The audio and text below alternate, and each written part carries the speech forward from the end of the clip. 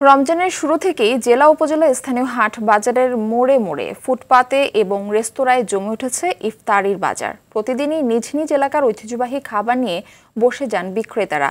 বিকেল থেকে এসব ইফতারের দোকানগুলোতে ক্রেতাদের উপচে পড়া ভিড় দেখা যায়। বিক্রেতাদের হাঁকডাক আর ক্রেতাদের ক্রয় উৎসবে জমজমাট হয়ে উঠেছে ইফতার বাজার। দর্শক, ইফতার বাজারের খবর জানাতে জামালপুরের বকশীগঞ্জ থেকে সরাসরি যুক্ত হচ্ছেন সহকর্মী জিএম ফাতিউল হাফিজ বাবু। আপনার এলাকার ঐতিহ্যবাহী ইফতার সামগ্রী কি কি, আর এসব কেনার জন্য দোকানে ভিড় কেমন দেখছেন? দাম নিয়ে ক্রেতা বিক্রেতারা কি বলছেন জানাবেন। মাধব ভাই, আপনাকে ধন্যবাদ। আমি এখন দাঁড়িয়ে আছি জামালপুরের বকশীগঞ্জ পৌর শহরের পুরাতন বাস স্ট্যান্ড এলাকায়। এখানে কিন্তু প্রথম রমজান থেকে শুরু করে আজ পর্যন্ত প্রতিদিনই কিন্তু এখানে রমজানের সামগ্রী বিতরণ করা হয়। সেখানে কিন্তু এই মোড়টাতে বেশি বিক্রি হয়।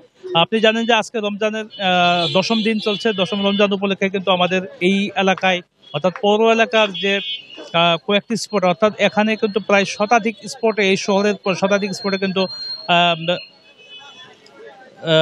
আপনার ইফতার সামগ্রী বিতরণ হয়ে থাকে। বিশেষ করে এই বাস স্ট্যান্ড মোড় এলাকায় কিন্তু এই প্রতিদিনই কয়েকটি স্পটে কিন্তু কয়েক শত মানুষ কিন্তু এখান থেকে ইফতার সামগ্রী ঘিরে কিন্তু এই এলাকায় কিন্তু উৎসবের আমেজ বিরাজ করছে। অর্থাৎ তাদের পরিবার পরিজন নিয়ে যারা এই কেনাকাটা করেন তাদের জন্য কিন্তু একটি ঐতিহ্যবাহী যে খাবারগুলো আছে তারা কিন্তু এখান থেকে ক্রয় করে থাকেন। বিশেষ করে আমাদের যে ইফতার যে সামগ্রী, এখানে বিশেষ করে আলু চপ, ছোলা বুট মুড়ি সহ এবং অন্যান্য জিলাপি এবং বিশেষ করে যে আইটেমগুলো রয়েছে তারা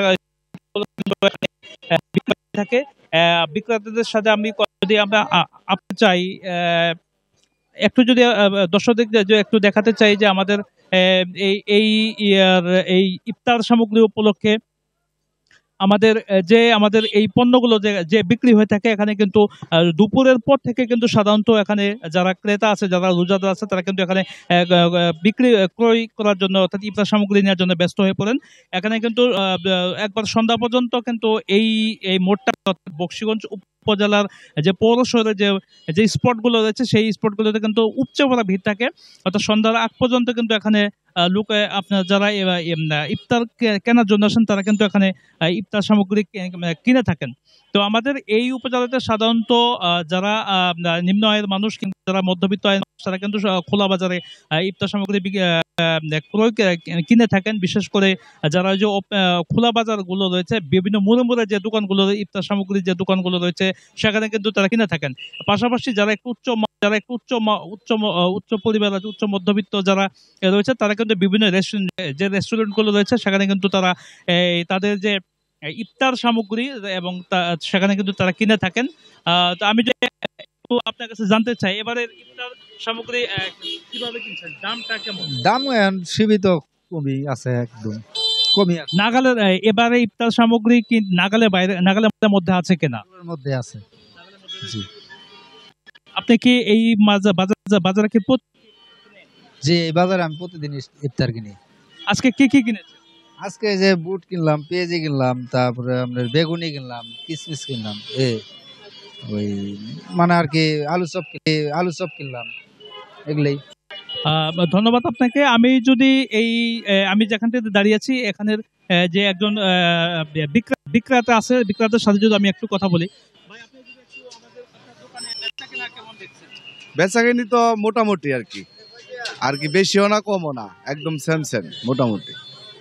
আজকে তো রমজানের 10ম দিন চলছে, 10ম রোজা। এই 10ম রোজা উপলক্ষে যে আগের চেয়ে প্রথম দিকের চেয়ে এখন কি বেচাকেনা কেমন হচ্ছে যদি একটু বলেন। আগের চেয়ে মোটামুটি একটু বাড়ছে আর কি বেচাকেনা আগের চেয়ে। রমজানের যে আপনারা যে খাদ্যপণ্যগুলো বিক্রি করেন এগুলো মানে কতটুকু স্বাস্থ্যকর যদি একটু বলেন। এটা মনে করেন আমরা যে খাবার আইটেম করছি এগুলা কোনো জিনিসই বাকি না। এই যে আলুর চপ, বেগুনি, পেঁয়াজু, তারপর হচ্ছে বিরিয়ানি, তারপর হচ্ছে এগুলা বুরিন্দা সব টাটকা। আমরা অল্প করে তৈরি করি, অল্প করে বিক্রি করি। যেমনটা বলছিলেন যে এখানে এখানে ক্রেতা বিক্রেতা যারা ক্রেতা আছেন তারা এখানে এই মোড় অথবা বকশীগঞ্জ পৌর শহরের যতগুলো দোকানগুলোতে আছে সেখানে কিন্তু তারা ক্রয় করে থাকেন।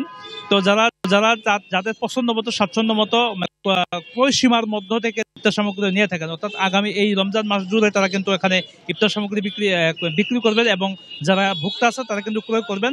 এটা আমি এই ছিল জামালপুরের বকশীগঞ্জ ইফতারের বাজার ছবি।